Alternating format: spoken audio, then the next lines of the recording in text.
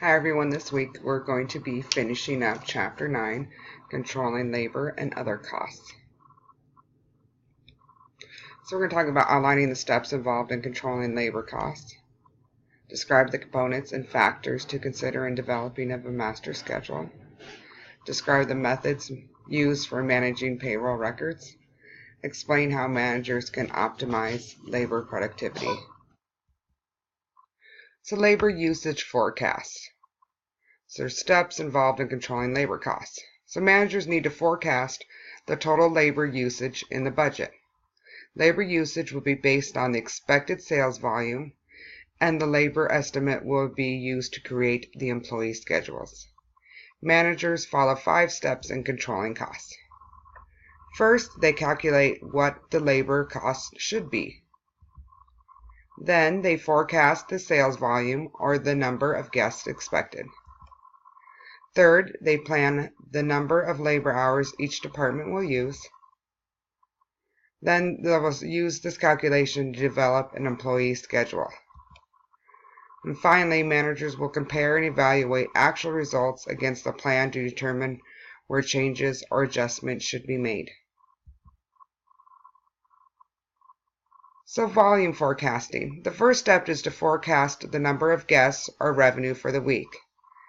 Based on historical guest counts or revenue, a best guess can be made as to what might happen in the future.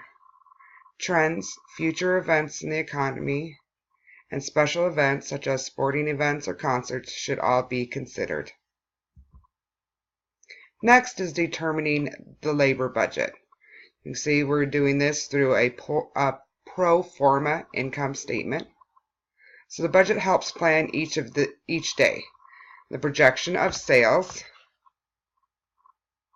and then the projection of cost. You got your COGS right here, and your labor and your uncontrollables, and then the profit.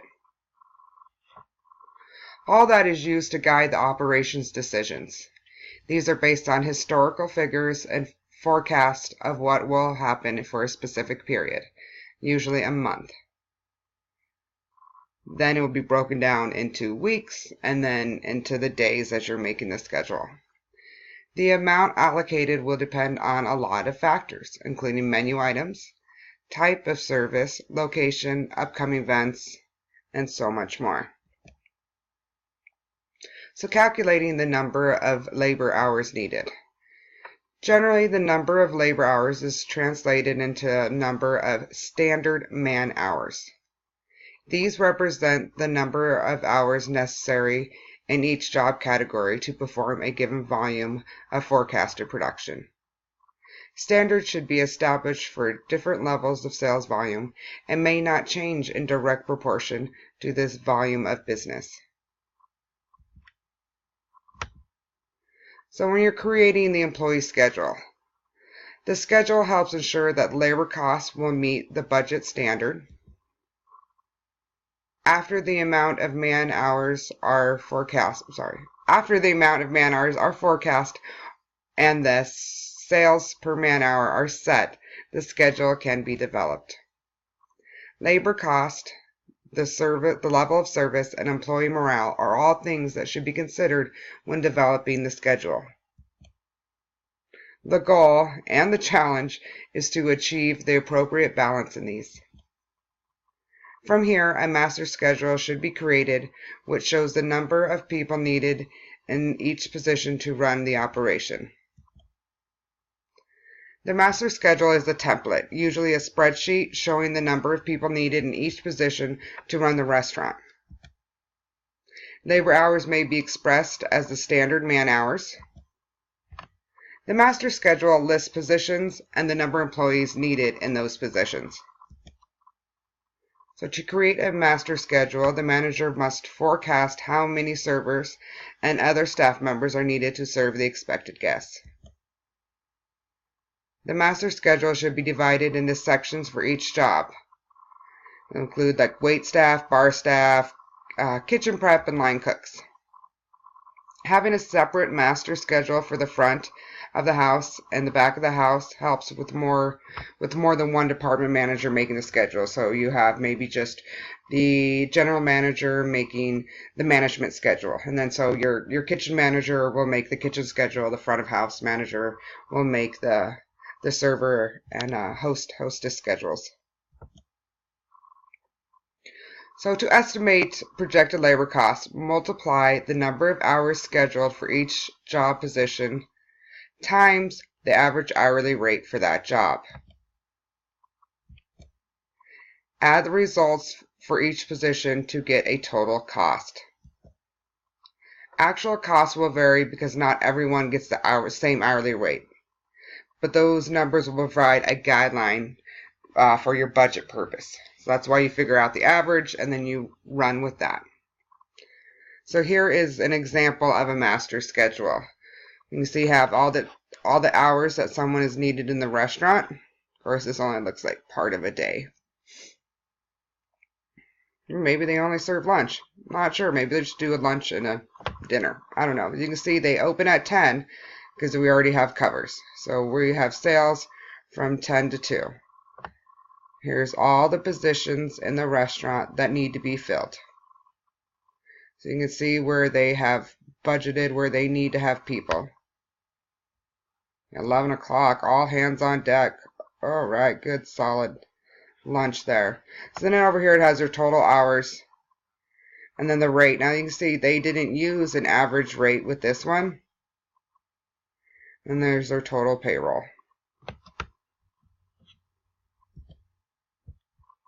So validating forecasted labor costs.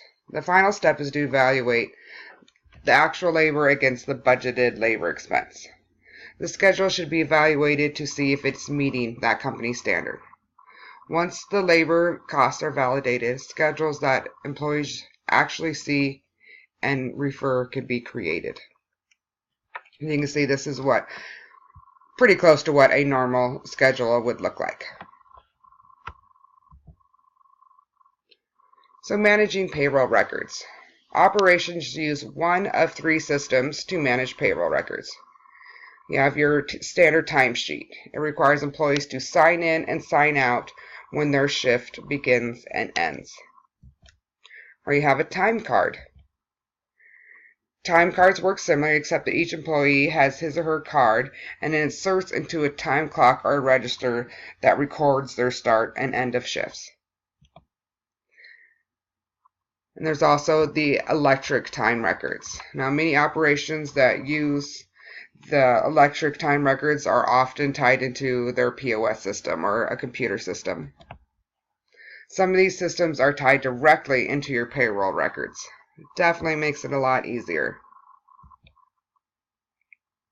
Now, optimizing labor productivity. There are several steps a manager can take to ensure high productivity. First one starts with is training. Training provides the skills and knowledge for the employees. This can increase productivity and actually lower your labor costs because they know what they're doing, and once you know, it takes less time to do it. Offering training can also be a way to recognize and reward employees. Coaching. So coaches are professionals who help engage employees and create focus on the company culture, which helps employees feel important, energized, and understood.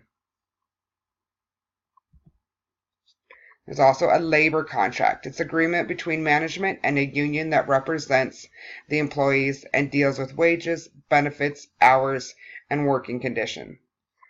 All of these are negotiated when an organization chooses to have this in place and greatly controls cost.